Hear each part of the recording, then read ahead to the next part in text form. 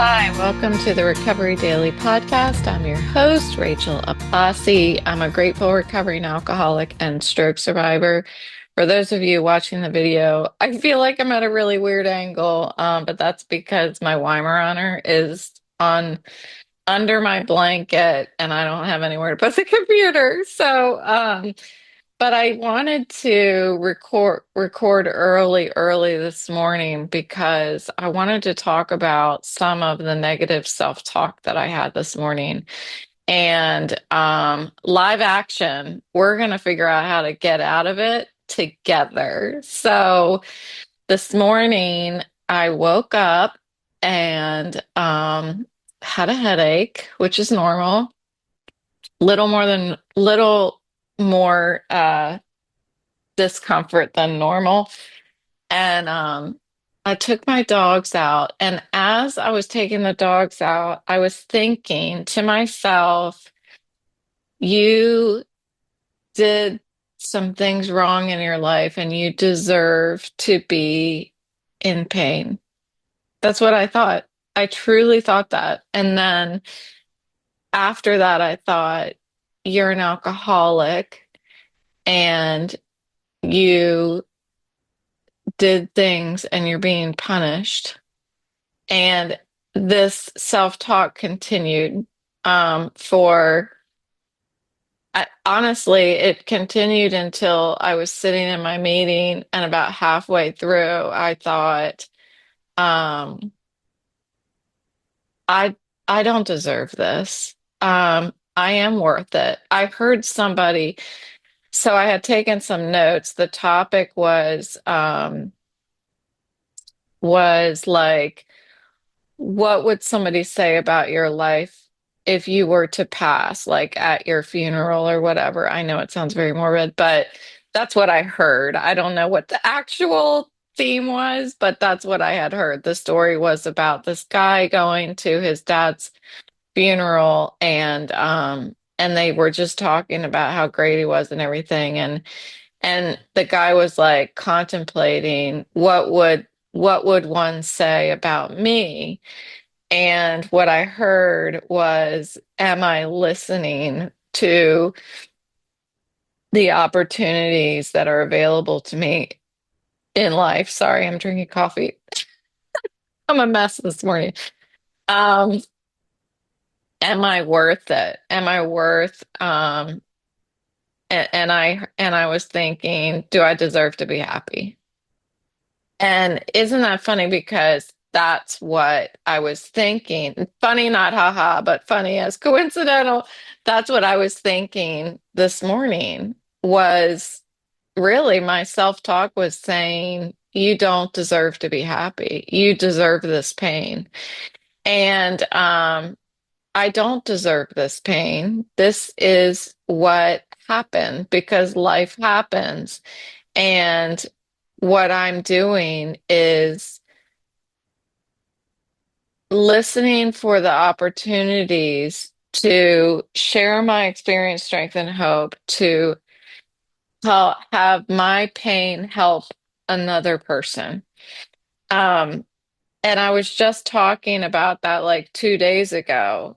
And so, how do I quiet the self-talk that tells me um, that you deserve this, that you deserve your adversity, and I'm not worthy of happiness. So I need to dive into self-compassion and reframing my mindset, and taking small intentional actions today that I can reward myself, that I can express self-compassion, and reframe my thoughts. So what I did was, and I haven't done this in a while, for you lifetime listeners, I asked Chatty McChatterton. So those of you who are not lifetime listeners, that's ChatGPT. And ChatGPT was really, really helpful to me when I first started this podcast because um, my pain that exists like in my head and behind my eyes and all of that inhibited me from being able to really write a script for the podcast, and my cognitive challenges where I was not able to start a thought and complete the thought, like articulate the thought before I forget what I'm talking about. So, and it was just like it happens when you get older and you forget what you're saying. It's that, but it was like repeated, like over and over, like all day long. I couldn't remember what I was talking about. So ChatGPT helped me like stay on course and yeah, and articulate things the way that I wanted to. It was really, really helpful to me. I have stopped using it so much. I have a hair that is going in my eye. Oh, I found it. Um, it helped me to keep my train of thought going. And I haven't used it for a while because as my eye and head triggers decrease, my cognitive challenges decrease. But on any given day, I still have issues. And today is one of those days where I'm having a hard time like finding words and stuff. You might not be able to notice it, but I notice it like extremely bad.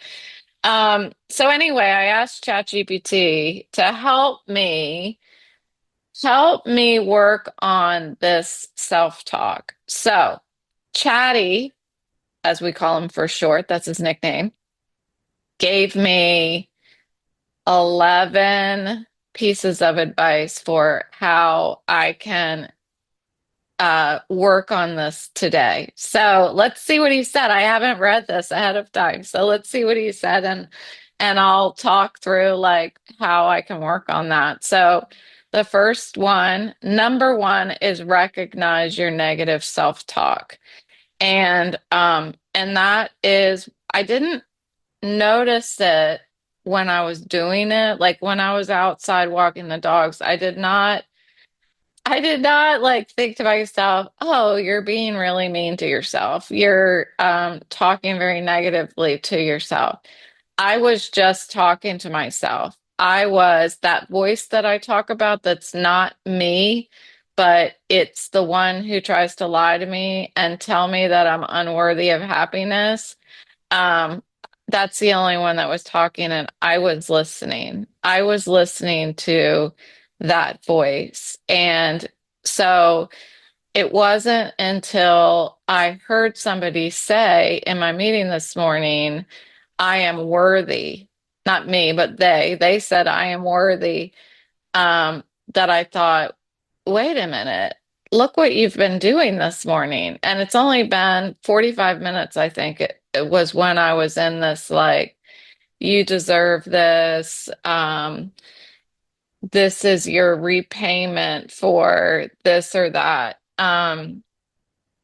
So I've recognized it, and that's progress. I should actually reward myself for checking that box. Like I recognize the self-talk. That is one of the biggest challenges that I've noticed is looking at what I'm saying to myself and questioning, is this something that I would say to my kids? No, I would never look at my kids and say, oh, you have the flu? Well, you deserve it. You must have done something bad in your life. Like, I would never say that to a child, to my kids who are actually young adults now, but I would never say that to them. I would never say that to anybody. And yet I say it to myself. So, number one, recognize the self-talk. Check, we've done that. Number two, practice self-compassion. So, treating myself with kindness as I would a close friend, or I like to say my kids. Um, Acknowledging that everybody faces challenges And for me, this is one of my challenges. So, like, when my kids come to me and they're facing something that is really hard, something that they haven't faced yet in their lives, a lot of times I will say, and they probably hate to hear it, but I will say, this is an opportunity to grow. Like, acknowledge it for what it is. It's not a punishment, it's a part of the human experience. So I need to say that same thing to myself. Like, today is is one of those challenging days. And it doesn't have to take the whole day, because I've heard in the program that I can start my day over at any time. And I think that when I heard, "Are you worthy?" in the meeting, or that I am worthy in the meeting, it was my trigger to start my day over, to reset my mindset. So, practicing self-compassion for me is just acknowledging challenges for what they are. They are part of the human experience. So, check. Number three, reframe your thoughts. So, I was saying to myself this morning, I deserve this.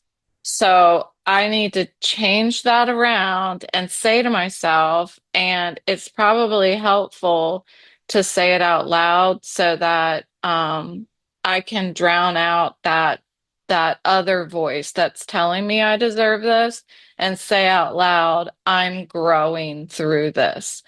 The adversity is something that I'm facing, not something that I've earned or that I deserve. It is, again, take it at face value, acknowledging that I'm telling myself I deserve this, and that's not what my focus should be. My focus should be, I don't feel well, period.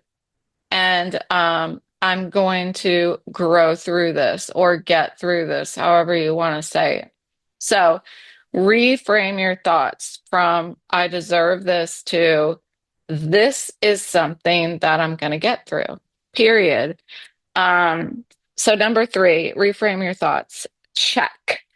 Number four, challenge limiting beliefs. So what Chatty says is, write down why you think you deserve the adversity and challenge those beliefs with evidence to the contrary. Okay. So why did I think I deserve to feel this way? Um, I would say I was thinking that because I was thinking, and I'm just being honest, that I have not led a innocent Christian life by any means. And so I was thinking, maybe yeah, I know why I'm thinking this, because I don't know if I told you guys this yet, but I'm listening to the Bible. I just started. I thought, oh, we have all these books that we've been listening throughout the year to. Why don't I listen to one of the most important books? So I decided I was going to listen to the Bible, because I think it will be a really educational experience. I've watched a bunch of, like, Bible stories and Jesus movies and stuff like that, but I've never actually listened to the Bible, or read the Bible or anything like that. So I thought it would be an educational experience. And I think I'm just in Genesis, the first part of it, and it's talking about like an eye for an eye. It's talking about, it hasn't said that, but that's what came to mind as I was listening to it. And it was talking about, like, sin, I guess. And that must be why I was thinking it. I was thinking, oh, well, maybe I deserve this for all the bad stuff that I've done. in my life. And so that's interesting. Challenge those limiting beliefs. So, why do I think that I deserve that? That is why. That's what I was thinking. This is really helpful. Thank you. Thanks for listening. So write these things down, why think I deserve it. So I'll get my handy remarkable tablet out. I have it out right now. So let's write that down. We're going to write down write why I think I deserve this. I deserve, deserve this and challenge it to the contrary. And challenge, I know this is an exciting podcast. Challenge it to the contrary. Okay, so we're gonna do that. That's my homework. I hope Chatty didn't give me a bunch of homework. Okay, that's my homework. I'm gonna do that after I finish recording. Focus my efforts on strengths and positive traits. So, um, write down why I think I deserve this adversity and challenge it with what are my strengths and my positive traits. And I can already think forward to that is my positive traits is that I'm using this adversity to help other people. Yeah, so that's good. Okay, number 4, challenge limiting beliefs. Check. Number 5, acknowledge your strength. Again, reflect on the resilience you've shown in the face of challenges. Adversity highlights your capacity to overcome. So I need to recognize I have really come a long way. Yeah, I've come a long way since the beginning of this. I really can't believe that it's been almost 3 years that this has been going on because I'm on season 3. Season 1 was not a whole year. Season 1 was only a half a year. So it's been like 2.5 years. And you remember, and for those of you who are not lifetime listeners, listen to episode 1. I was believing 100% that I wasn't going to make it. I didn't believe that I was going to get through what was going on. I just hit record because I was searching for some sort of answer for myself. I was searching for strength. And so number 5 is acknowledging my strength. I feel like it's important to look back and see how far I've come there. So number 5, acknowledge your strength. Check.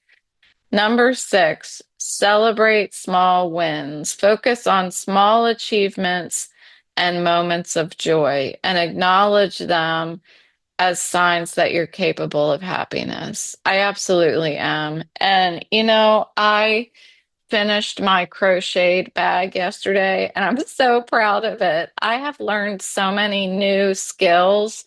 I'm painting another pill bottle that you guys can see all that stuff that I work on in Etsy. Like, those are my small wins. I I have a hard time not beating myself up when I don't feel good because I feel like it's my fault that I don't feel it's nobody else's fault that I don't feel good.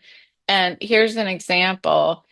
The wildfires in California, okay? My husband and I have been very much watching and, hoping for these two, just like the rest of the world, hoping that they will be contained. And what has been challenging is for me not to look at the TV when or listening to the news because I just have this urge to like look at the TV and see the actual devastation.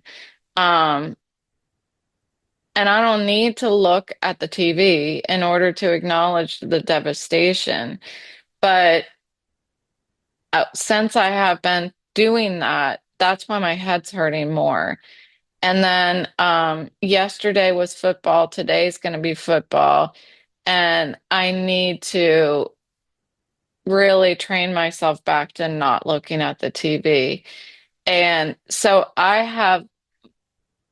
it's easier for me to beat myself up for losses than it is to celebrate small wins. So beating myself up for a loss is I woke up for the past 2 days with a worse headache because I was looking at the TV and being like, this is your fault. You shouldn't be doing this, and I've talked to my husband about that. I'm like, I really beat myself up when I do something wrong and my head hurts more. And, he encouraged me to look at it as you need to push your limits, or else you're not going to improve. You might actually get worse. So don't beat yourself up for it. Instead, acknowledge like you reached a limit. Now step back, improve, and then tackle it again. So celebrating my small wins, I need to acknowledge that I used to not be able to even look up, much less look up at the TV. So I need to celebrate that as well. Okay, so celebrate small wins. Six, check. Number seven, engage in affirmative practices. Use affirmations like, I am worthy of love and happiness daily. Keep a gratitude journal, listing things that bring positivity into your life. So there's a guy that was in my morning meeting and he has since moved out of the area, but I'm still in touch with them here and there, who literally looks in the mirror every morning and tells himself that he's worthy of love and happiness. And I've always thought that would be awkward. It's awkward, right? It's awkward. But I remember when I was talking about getting on my knees before bed every night and how awkward I thought it was going to be. And then over time, as I continued to do it, it became like, I don't care if anybody walks in the room and sees me. Maybe it's time that I look in the mirror and say, I am worthy of love and happiness. I've actually thought about it recently, and I look at myself and I'm like, I'm not talking to myself in the mirror. That's so bad. So that's another option. We're gonna have to write that one down because that's homework as well. Mirror affirmations. Mirror affirmations. Okay, so that is homework number 2. Okay, number 7. Check. Number 8, connect with support. Talk to a trusted friend, therapist, or support group about these feelings. So I did share about it this morning in my meeting. And what would be important is that I call my sponsor. Daggone it. Call my sponsor. I just talked to her yesterday. Call my sponsor. Okay. Um, Hearing others validate your worth can reinforce self-acceptance. Okay. I mean, why do I think, oh, I gotta call my sponsor? I love my sponsor, but I don't know. It's work, it's work. So that's what I'm going to do. I'm going to call my sponsor. So check, connect with support. Number 8, check. Number 9, set goals for joy. Pursue activities that bring you joy, even in small ways, like hobbies, walks, or connecting with nature. So today, I'm going to paint my pill bottle, and that will feel really good if I can finish that. That will be probably my biggest joy today if I finish my pill bottle. And then I'm painting a rainy city crosswalk. That's what is on my pill bottle this time.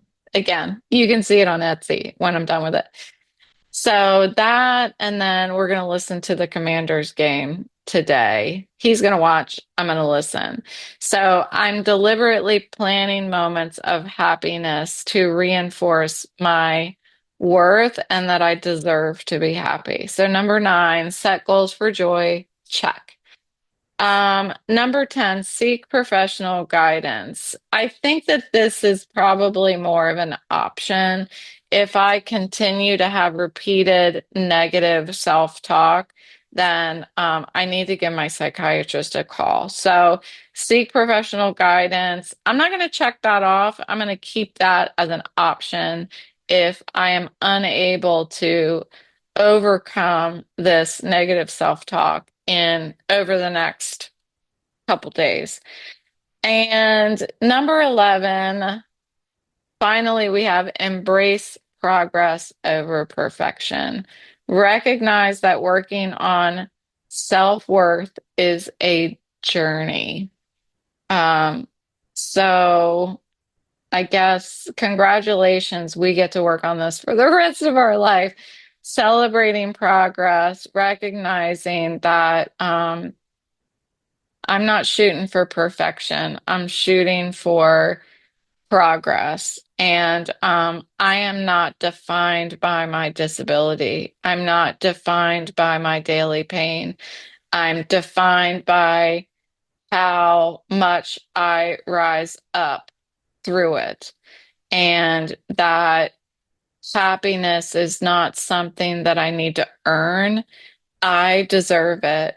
And I need to allow myself to experience happiness, and always be willing and open to quieting down the self-talk, quieting down that whoever that is inside of me that lies to me and tells me all this negative stuff. I just inherently deserve happiness and serenity. And the reason why I know I deserve it because I've felt it. I've felt it before, and that's what I seek now. I no longer seek that numbing feeling so that the world goes away through alcohol. I I seek that serenity where really all of my problems disappear, but it's not because I'm drinking, it's because I'm facing them head on, and challenging my negative self-talk. So this was good. I hope you feel better. I feel better. I think it was a good exercise for us, and so I'm going to work on these things today. I've got my homework. So if I have homework, so do you. Number 1 is write why I think I deserve my adversity and challenge it to the contrary. And I feel like I've kind of already done that, but it says to write it down, so we need to write it down.